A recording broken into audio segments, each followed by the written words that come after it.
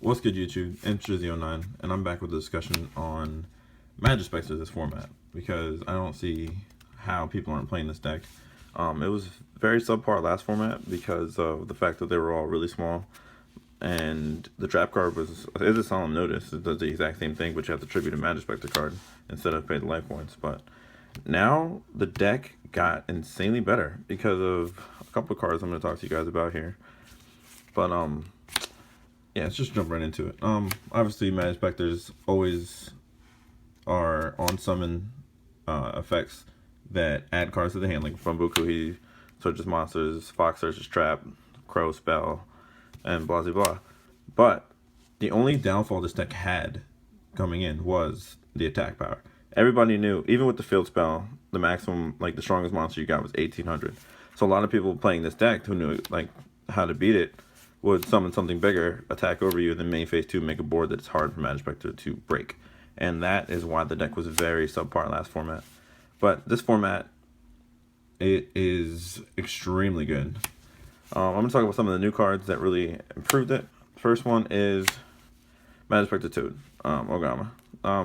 When he's summoned, he can set a spell and trap that is a Majespecter directly to the spell and trap zone. And he just makes it very good. He makes it so if you summon him and a Fox at the same time, you can either search 2 of the trap cards. You can search the new spell card and put it down there. You can search Cyclone. I am going to get into the spell card because the spell card is the reason why the deck is playable in my opinion.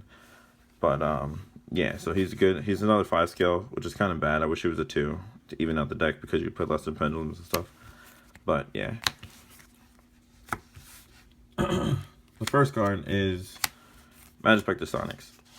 This card is probably the best card in the deck as far as Majespecter spells and traps go. And I know we have a solemn notice, but this card ensures that your opponent does not go off and insane unless they hit specifically the solemn notice that we have, which is Tempest, or they somehow deal with this without targeting or destroying it by a card effect. So, what this card does is it doubles the attack of any Majespecter monster until the end of the battle phase. No, the end of the turn. Till the end of the turn, and any damage that your opponent takes is halved.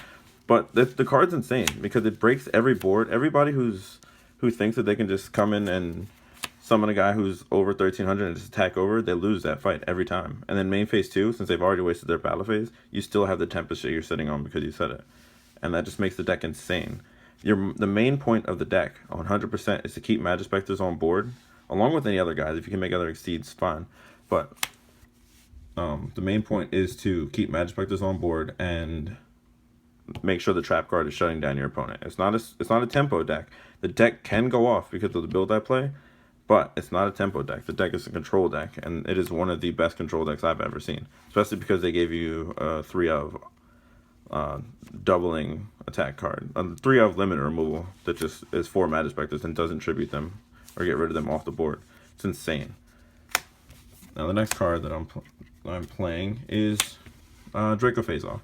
Draco Face Off is played in just about any kind of pendulum deck and stuff now because you can get your Luster Pendulum and your Vectors, and you can either put one of them into the extra deck or you can put them on your scale or on the field. So the card is just retarded. But people think that it's best in Pepe, but it's not. The card is not best in Pepe. This is a Majespecter made card.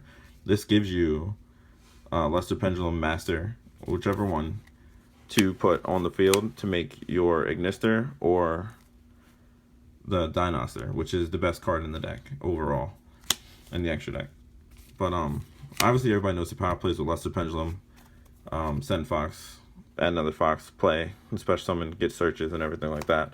Like that's the best target for Luster Pendulum, and be able to I play 3 of these, so to be able to get Luster Pendulum 50% of the time that I play this card or draw it, then it's just very, very good.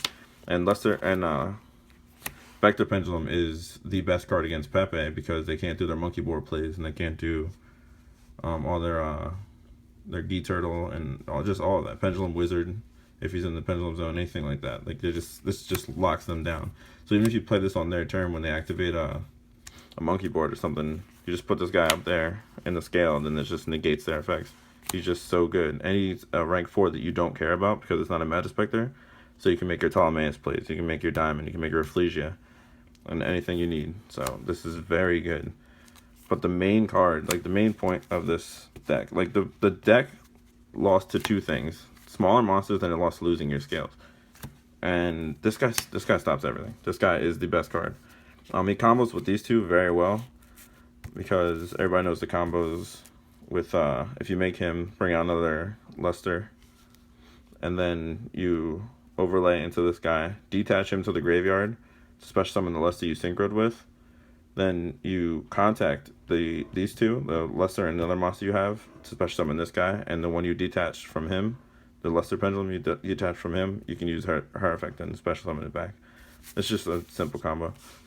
But this guy is made for Majespecters. He should have been Majespecter power, the Mighty Dragon Slayer. Seriously, because he makes the deck almost unstoppable. If you can open him with another Majespecter in your scales, like they just can't do shit. They just cannot do anything because they can't destroy your monsters by battle, so you don't need the spell card.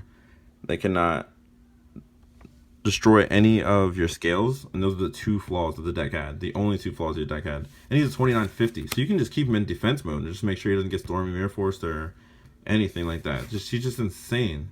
And the fact that he can special summon a guy from grave, which means when you detach from this guy, it's just retarded. It's so dumb. But yeah, that's my review, guys. Comment, rate, and subscribe, and let me know how you guys feel about these cards and the choices in my deck. M309 Team Impact, and I'm out. Peace.